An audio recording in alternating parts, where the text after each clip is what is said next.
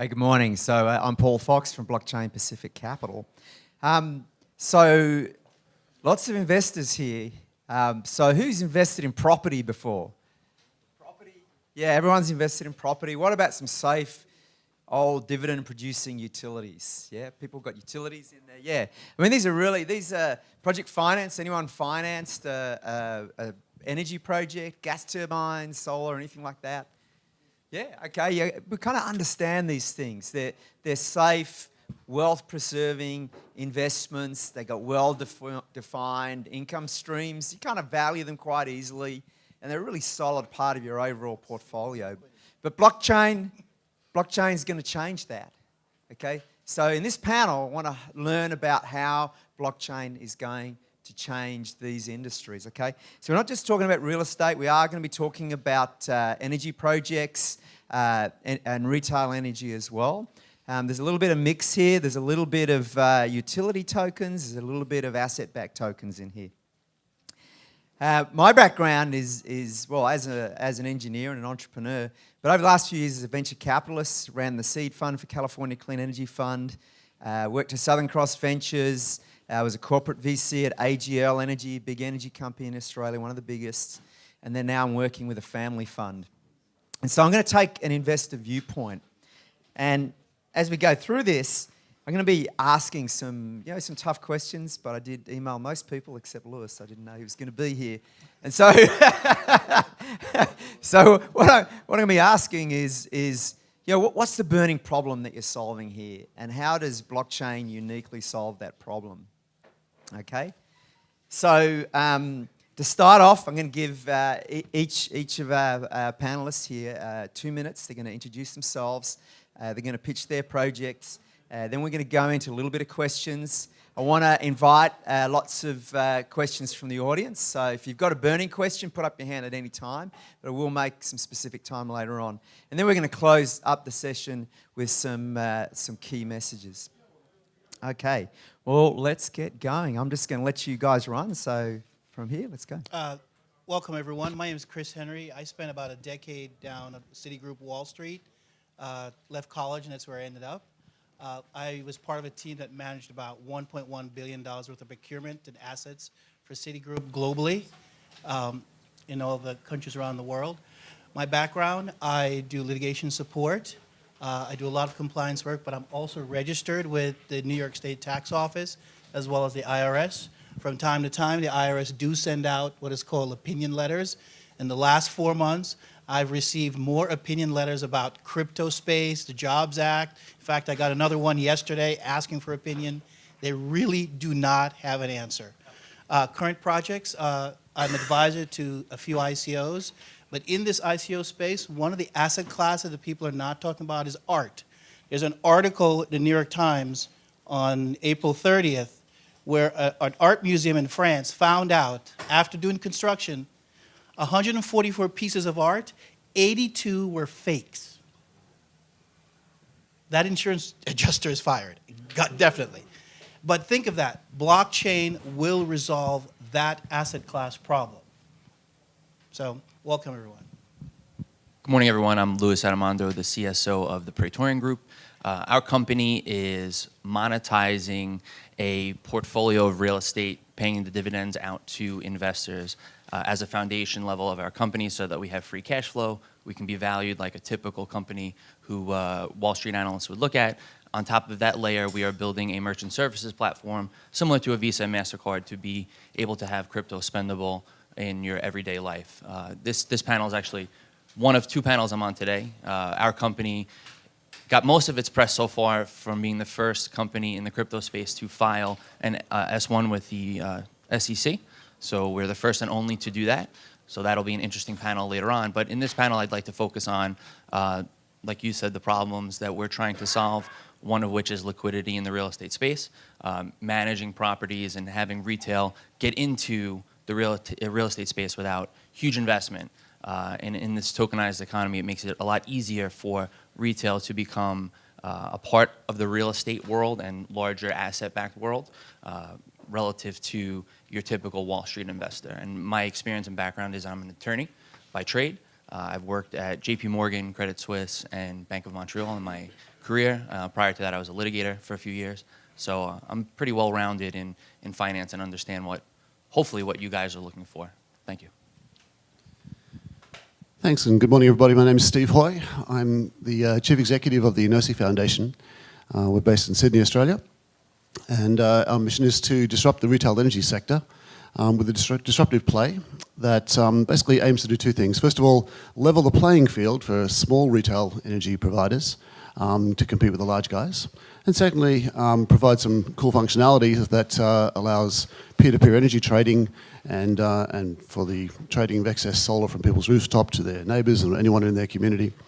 And we're raising an ICO in the next couple of months, currently in the pre-sale round. And it has potential to go global, we believe, because it can apply in pretty much any deregulated energy space worldwide. And personally, I've spent kind of 35 years in the power industry sector ever since I left high school, a bit like your story as well. And you know, this is really my chance to take a shot at the industry that I kind of know so well. And one thing I can tell you is that they're not going to disrupt themselves, so we're going to have a crack at it. Good morning, cryptocurrency universe. How are you guys doing out here? Hopefully good. My name is Rahdi Fakhoury. I'm the CEO of Foleum. We're basically going to revolutionize blockchain mining. We want to be able to take it back home to the miners and be able to support green blockchain mining. We're going to be manufacturing equipment for them as well. We're going to be producing pools, blockchain mining software, and basically support the entire ecosystem. Basically the entire foundation that supports why we're all here. We've got to be able to find a better way of doing the mining, especially as the future goes forward. Where does the power come from? And be conscientious about it and so forth. So thank you. Good morning, everyone. I'm Steve Siliam from Leasempartners. We are tokenizing a real estate fund focused on commercial property in Manhattan. It's a regular real estate fund, except that we use the token to make it liquid. Basically, as you know, there's usually a long lockup involved with the private equity investment. And we pay out a dividend as well, which can be paid out in dollars or in Ethereum if investors want to put some, let's say, some spice in their investment. On top of that, we take advantage of the volatility of the crypto market to, let's say, enforce a link between the price of the token, the asset-backed token, and the NAV of the fund. And we do all that in a regulated framework, of course, security token. We are FCA regulated, so based in the UK and a team in New York as well. The portfolio manager is a big name here in New York, quite big. That's Michael Shetrit. He's working for the Shetrit Group here. So best access to deals, because at the end of the day, we are a real estate play. And on top of that, we have a team of around 15 people who takes care of all of the blockchain and everything involved. Very cool. Okay. Well, you've got the microphone, so I'm going to leave the microphone with you for a moment. And so I was going to ask some questions about, what are the burning problems that you're solving? And so I think I heard a little bit of a common theme here, and that was liquidity. And so we're saying, we're solving liquidity in these sort of hard asset things. So, but hang on, I can go out and buy a REIT ETF, can't I? So can't I already get liquidity? What are you offering me as an investor that I can't get out of DJRE or something like that? Well, as you know, as you mentioned, so investors who want to do real estate, they either go direct, they go funds, or they do REITs, right? And the REITs, the problem is that they are highly correlated to the equity market, so they can trade at a discount or at a premium. And we believe that the token, our token, should not be correlated to the equity market. It might be correlated to the crypto market, however, right? But because we invest in hard assets here in Manhattan, let's say there is 20% discount, like you could see on a REIT. It's an amazing opportunity for anyone who understands the product to buy cheap real estate on the market, right? 20% discount. And because we are a closed-end fund, at the closing of the fund, we'll just liquidate the assets, pay back the proceeds to the token holders, plus any capital gain. So by doing that, we, let's say, improve. We kind of a REIT with, let's say, with under steroids, see? Improved REIT with liquidity, more liquidity, and also a global market, right? Because once those tokens would be listed on security token exchanges, those are going to be global markets. At the beginning, of course, mainly accredited investors are going to invest in it, right? But there's more like more than 20 million accredited investors in the US only, and it's a huge market still. So you're giving them more than the exposure that they see in an ETF, because you're saying that you're also giving them something from the arbitrage with the crypto market. Yeah, sorry, you wanted to jump in on liquidity? So That's great. one of the things that a lot of investors aren't considering is the problem of investing in an ETF or a REIT. You have to go back out to cash out of your shares. We're solving that problem with our company by hooking our token up to our debit card so that you can go into your supermarket and buy something with your quote-unquote shares of your REIT immediately, which changes the game. So imagine being an equity investor and holding Apple and one day deciding, well, Apple's up, I want to spend the profit on some coffee today. That's not even an option today. And I think that's a problem that you don't even know exists because you haven't thought about the capacity to do that. Crypto changes that. And a lot of the companies like myself, or our company, are changing the way people are looking at money and the definition of what money is. Before it was this piece of paper that transferred value. Now it's a digitized asset that can pay you for holding and allow you to spend directly on the street what you had to go through 3 other transactions in order to get to. So it's access to cash that you didn't even know you had the opportunity to have or spend. Yeah. So again, we're getting this plus kind of thing. Yeah, very interesting. I'm going to switch gears a little bit, talk about some other burning issues, and then maybe we'll get a little bit into some audience questions. So Rahdi, yesterday you showed me some pictures, and I think I understood that these were the hard assets behind your particular token. There was a solar farm there, you had some wind turbines and so forth. And so that's kind of interesting because that's one of the things that got me into blockchain, this idea of tokenizing ownership in these kinds of projects, which are often hard to fund. So talk a little bit about the assets that actually back your project. Well, we're going to be basically using a lot of you can almost look at this as a mining play and also an energy generation play and a hardware manufacturing play, because we're going to be putting in the hard windmills, the solar panels. We're using biofuel technology, fuel cell technology, working with Bloom Energy. We're working with several large corporations in order to create a sustainable blockchain mining atmosphere, something that we hope that the rest of the world could piggyback on. And by doing this, yes, there's a huge amount of infrastructure and asset basically location. So by putting all these things up, these things have 50, 60-year lifespans, if not even greater, especially the fuel cell technology. I think they can run for 100 years as long as you keep pumping natural gas at them. All they do is pump out water. They're 50% more efficient than actually burning natural gas by using fuel cell technologies. So what are the income streams? Income streams is are you selling energy to the grid? No. Is it mining coins? We're using the energy to mine the coins. So the whole idea is to basically generate the power we need, or at least the majority of it, to mine the cryptocurrencies. So if you look at, let's say, the solar industry as an industry, as by itself, solar by itself usually has a 6 to 7 year ROI in order to pay for the whole infrastructure of putting it in. By mirroring the mining with the solar, we can get to a year and a half ROI on the entire infrastructure. So they kind of complement each other very well. And then that way you don't have to pay for power. I mean, you are paying literally a fraction of a cent for maintenance for 50 years. So you're hedging power costs. And here in the United States, we take power costs for granted. It's cheap. It's 12 cents average. Some states have 8 cents. The crypto market is your offtake for your power generation asset. It's kind of a way to look at this. I think we started with mining, essentially. That was the goal. But then we realized that by using these technologies and actually going on a large enough scale, we can generate the power cheaper than you can buy it from the grid burning coal. So it's kind of a no-brainer to go this route because it's sustainable and it's more profitable. Yeah. Gotta like sustainability. So Steve, I'm going to keep it there. I'm going to come back because you had a really good burning problem. Steve, let's talk about what's a burning problem.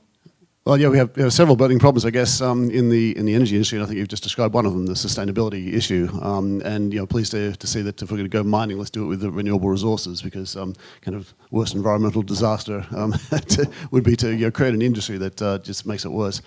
So, but the Enosi platform is basically aimed at solving the problem that consumer energy prices and choice are both going in the wrong direction. So, as we've deregulated electricity markets around the world, we kind of expected to bring in competition that should have driven prices down. But in fact, in every market, just about without exception, worldwide, the opposite has happened. And the reason is that large retail energy suppliers have come to dominate those markets and create oligopolies, because basically when you're just selling a commodity and people don't know you or trust you or have any particular relationship with you, then price is king and therefore scale is king. And so they just aggregate as many customers together as they can. So this basically creates these kind of monopolistic behaviours, even though they're supposed to be in a competitive market. And they do everything they can effectively to stifle innovation that might disrupt them. And I've worked in the industry long enough to know that's exactly what happened. I've advised companies to take technology investments to give them a competitive advantage, but it's not actually of interest because they're better off just preserving their monopoly than trying to get an edge over the competitor. So there's no asset, there's no power producing asset behind this token. What's driving demand for the token, therefore? Well, in our case, what we're doing is putting a token together to provide access to a platform that enables small retail companies to compete with the large ones. So not only do you get access to the software functionality, some cool functions such as peer-to-peer energy trading, but probably more importantly, it provides a stake, so in a proof of stake model and a staked asset into the blockchain. For every customer that's using the solution, there'll be more tokens required. That not only kind of gives them access and takes tokens out of circulation, it's very nice for the tokenomics, but it also provides a buffer of capital that's accessible for the small retail entities. And this, of course, is part of their problem in being able to compete with the large guys. Not only don't they have scale, but they also have these kind of barriers to entry, which include things like working capital requirements that they find great difficulty in meeting. So it's almost you're funding the working capital of these small retailers. Each customer they acquire funds their own working capital. And so as they grow, your working capital requirements grow, I guess. Exactly, and as we grow, they get more competitive, more people get attracted to the platform, and less tokens are available in the open market. So it's kind of a win for everybody. Okay, 30 problems. Are you going to go with fake art? I'm going to stay with Louis and I have been on several panels talking about asset class. So, but for most of us, don't have a Van Gogh in our living room worth $4 billion. But even this room, with all the artwork that's in this room, that one of the big burning problems in the art industry is fake. I mean, I read your article. If half your collection's fake and you've been paying a premium with your insurance company, that alone. So blockchain has really entered that burning market. You probably heard the Koch brothers last year spent $20 million suing their distributor for selling them fake champagne. Literally fake champagne. They spent millions suing every distributor worldwide. So this particular problem, blockchain and cryptocurrency can solve those. Because once you have a true value in an asset, then you can evaluate it. And if you trade it between the museums or between collectors, you know you're getting the true value of an item. Then the next step is to tokenize that model. Now, I know the people in that world is a small group of billionaires, but they're just as worried about valuation. They sell their art, their products, their wine collection. Pretty soon you'll see that in cars, fancy cars. Everyone's going to be tokenizing what is called, I call it the vanity assets. I have, a Pollock on my wall and it's authenticated, the provenance is good, I can track it back to, the museum who sold it to me. So that's a burning problem. So how, so maybe I've got a real Van Gogh and someone else has got a fake one. I mean, this blockchain thing, it's sitting up on all these nodes sort of in the cloud. How do we tie how can I check whether it's a fake or not? Well, that's the whole point that blockchain is going to solve, because we can then bring everyone in and say, look at this particular Van Gogh. Let's not just deal with all the high-end masters. Let's say a young artist create this great masterpiece.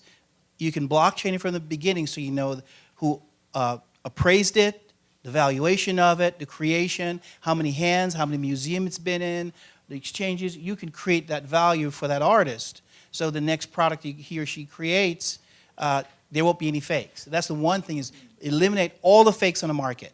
I mean, think about that. That's billions of dollars in insurance payments for fake art or fake product or a fake sculpture. So in the blockchain world, we talk about an oracle. That's the Right, the trust data factor. stream, or maybe someone who's staking their reputation Right. to say that this is true.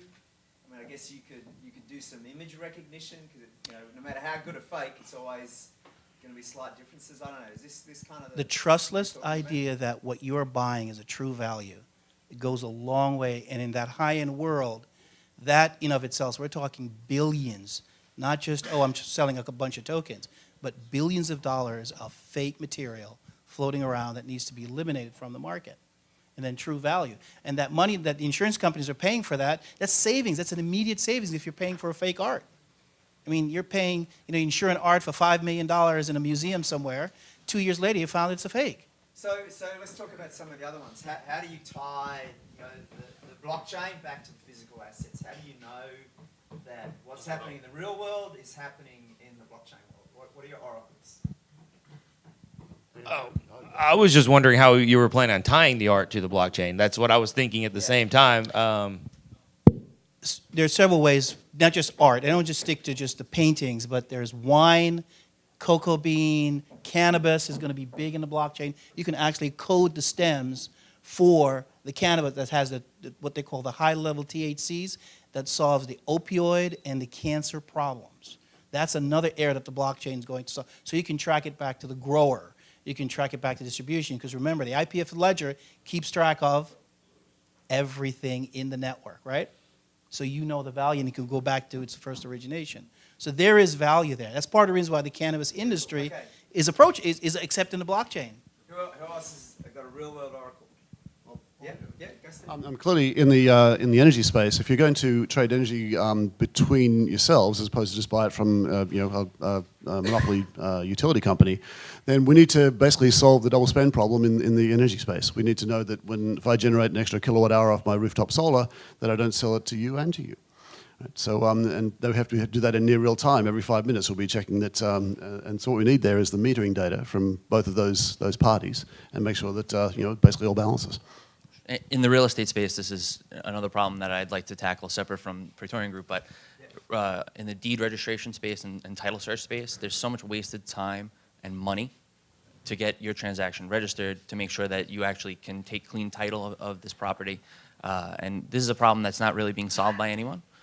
So that's an exciting side project that I plan on getting into. Transaction costs could go. Yeah, absolutely. I mean, look, I'm a lawyer, and you could kind of take the lawyer out of this with a smart contract of simple terms, and two parties agree on a sale price, and the transaction's registered, probably through a side chain and then goes into the main chain, but that'll be figured out in the background. But there's so much inefficiency throughout all asset class transactions and transfers that we could get rid of through this, like you said, Oracle and the blockchain. Steve, so how do I know that my token actually represents this building? Quite straightforward. I need to know. Yeah. Basically, there are several ways to do it, right? But the easiest way, let's say you hold a building, it's illiquid, you can't sell it, you can't sell a part of it. So what you can do, you can just tokenize it. So basically, you put it in a company, tokenize the shares of that company. So each share becomes each token represents a share, right? Yeah. And then what you could do, either you can keep 100% of it in your portfolio, but let's say you just want to sell 5% of it, right? You keep the ownership, you keep everything, you keep the management of the building. You can sell 5, 10, whatever percent. There's an open market, right? So that solves two problems, basically. First one, the liquidity of the asset, because an illiquid asset becomes liquid. And two, there's also a kind of market access problem. Let's say I live in the middle of China or Japan. I want to buy some property in New York. How do I do today? Yeah. It's very difficult. With a token, right, I can just go on an exchange, buy the token, I hold my piece of it, and then I can receive my dividends. So it's really easy, an easy access to investment in real estate all over the world. That's kind of, because I was in the US 15 years, went back to Australia, wanted to buy into some US ETFs. And I can actually do that, but I end up with a whole bunch of filing problems with the IRS.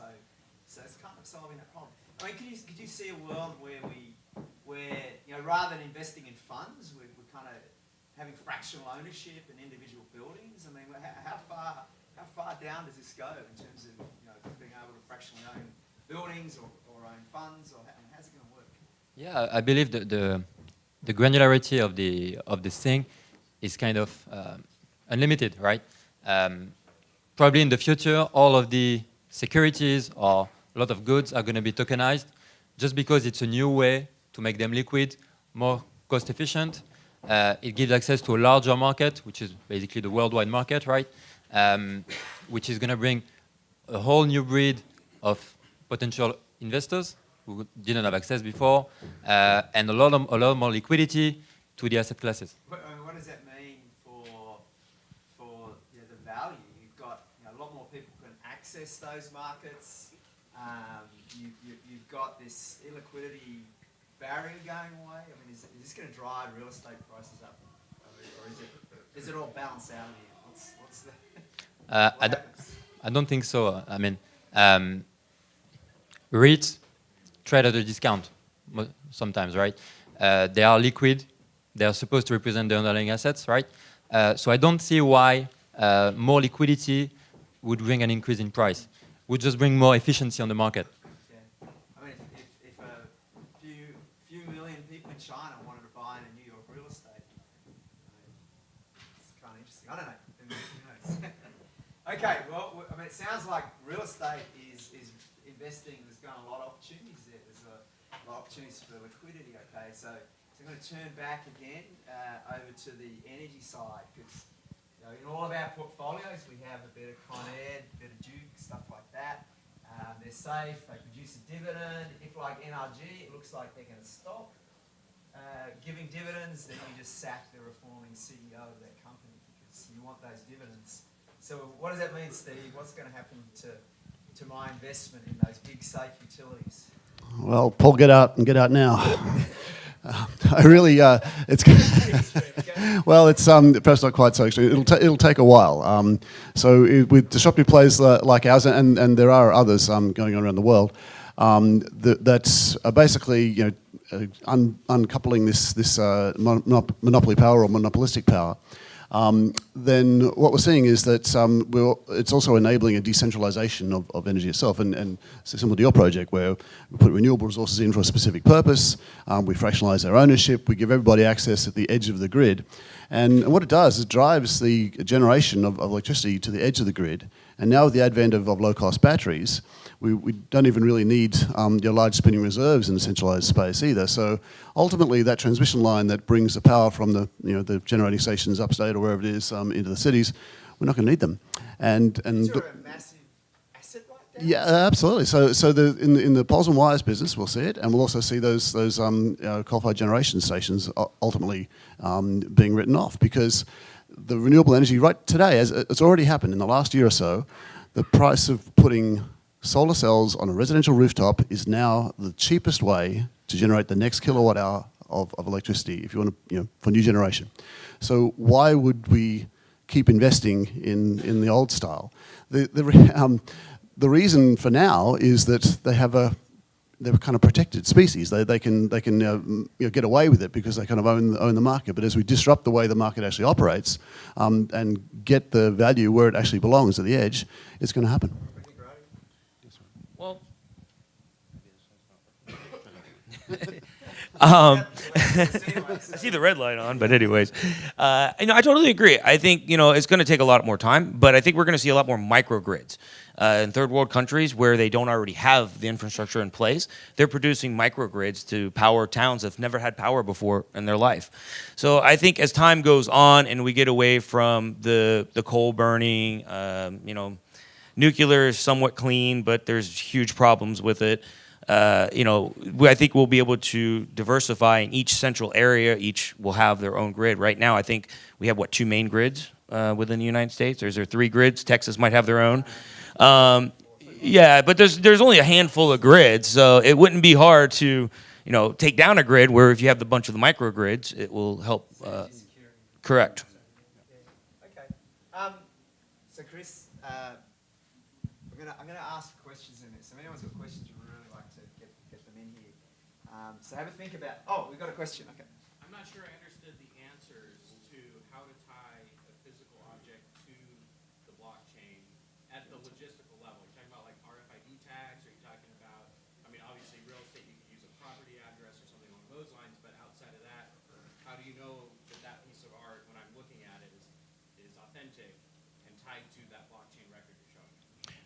The RFID tag is one way to go. With wine, as you know, they're doing RFID tag in every wine that's put out there, including microbreweries.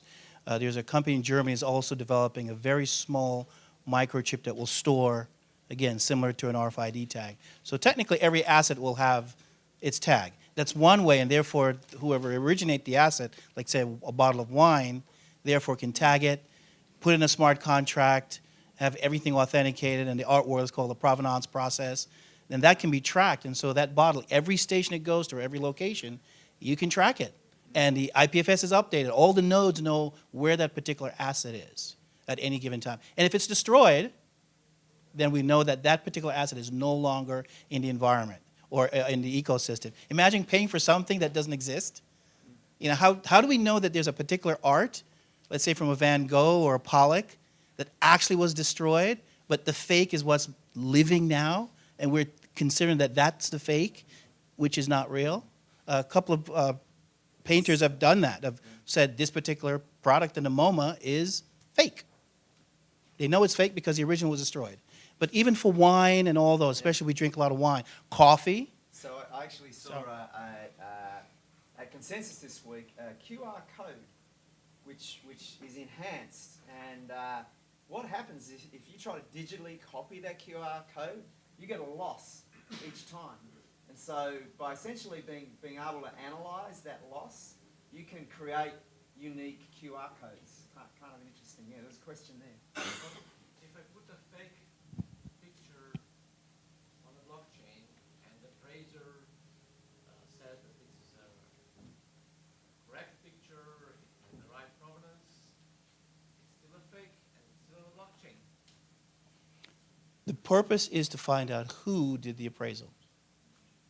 So it's kind of KYC. Yes, you're doing. KYA, no, you're up. It's the onboarding. You can. It's the onboarding process, right? Ask the Koch brothers, would they track down everyone who sold them all those champagnes that were fake? Almost 42. What was it? 42 bottles. They found them. They found the fake. They found the factory that did it. They found the person. You can find that person because you can now track it. What I'm saying is, if we start doing that with all of our asset classes, every single one of them, Coffee Bean, Starbucks is looking into doing that for their premium set, then you have value with the asset. And so, go ahead. I'm just saying that people think that blockchain is trustless. That's not true. If people are putting fake things on a blockchain, they're still fake there. That has nothing to do with blockchain. That's an individual decision. This is a If it's something there, Right. it should be correct. So I think the difference is that the blockchain itself is trustless. The appraiser who's doing it, you have to trust. And that's why on other panels that I've been on, I've said the whole idea of decentralized is crap because it's a buzzword, right? At the end of the day, you either have developers who you have to trust to develop the blockchain, right? That's a central power, developing your open source code. In the art world, you have an appraiser who's appraising this piece of art. You have to trust that that person knows the art, right? So you're never going to get to a point where trust isn't an asset in and of itself. But in this case, you can trust that the record on the blockchain is a true record. That doesn't mean that what's being recorded is true. It just means that the record is true. Like you said before, And traceable. And traceable, correct. Real estate, the beautiful thing about real estate is it doesn't pick up and just move. Some of it does, right? You have those tiny homes, but that could be put on the blockchain, I suppose. So it's not, you can't look at blockchain as the silver bullet for every problem to be solved, right? Because at the end of the day, you need an appraiser that you can trust. You need a record. You need the person who records something to be trustable or trusted. But it certainly brings efficiency to markets that have been historically inefficient at tracking information. All it is a ledger of information. That's it. At the end of the day, don't think of blockchain as anything bigger than that for the base investor and the base person. Okay, we're coming to the end. Yeah, there's a question down the back there. Question is for Steve, who I can't see. Yeah, great. But, so you talked about tokenizing real estate and the value that it gives to some investor somewhere who wants to be able to get a piece of Manhattan. What about for the person who's holding the real estate? Like, what's the value to them to be able to tokenize it, especially if they're a private company and now they're going to have to be dealing with potentially, investors and people in China who own a piece of their company? Well, let's say you are a private company. You have some. First of all, you might have some limitations in the kind of investments you hold, and let's say if you have some illiquid assets, maybe you need for regulatory reasons to keep some cash on your balance sheet, right? So that could solve that kind of problem. First of all, two. When you have liquid assets, everyone likes liquidity for the same kind of returns, the same kind of rights, etc. If you can choose between the liquid and the illiquid version of your own asset, of your own building, everyone I know here, I think, would choose the liquid one. So that's two. And three, that gives, of course, more kind of access to a secondary market, to a buyer's market.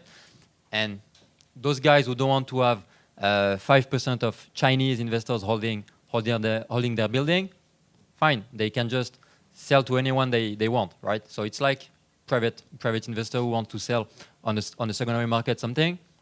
Usually it can take 2 or 3 or whatever 100K in lawyer fees, take some time, lot of energy.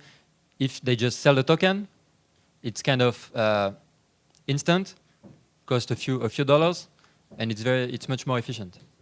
So actually, we're just getting right to the end of our session here. So what I want to do is I'm going to give each of the panelists an opportunity to sort of have their last word. What is the thing that you want in the mind of the investor when they leave this room today? Okay, and I want to give you guys the last word. So I'm just going to sum up before I give you guys the last word. But I think what we're seeing here is there's going to be, it's liquidity plus. That's what it seems to me. He's talking about providing liquidity into these markets. There are potentially big changes for investments and internationalization of those investments. But then there's these pluses, these added benefits that come along with the blockchain. There's also kind of a message to look at your existing portfolio. Think about the investments that are in there, and in the sort of the mid to long term, what effect is blockchain going to have on what you might have previously thought as being very, very safe, staid investments like utilities and real estate. So now we're going to go along. This is your last chance. Your single sentence pitch to the audience. What do you want them to go away with? What I walk away with is very simple. That the assets, physical assets, will become tokenized. That is just a move, and it's going to continue. Because we're talking about illiquid assets that we can now get some liquidity in, but also get some value in it. So we're going to see more of that. Real estate is starting. We're going to see crops. We're going to see cannabis. We're going to see everyone. Asset classes are now going to become the new gold rush for liquidity. I'm going to break the rules because I can't be held to one sentence. But I really want to... As long as we're not paying you by the minute. Yeah. I have to answer that young lady's question. I'm going to take a contrary view to what Steve said.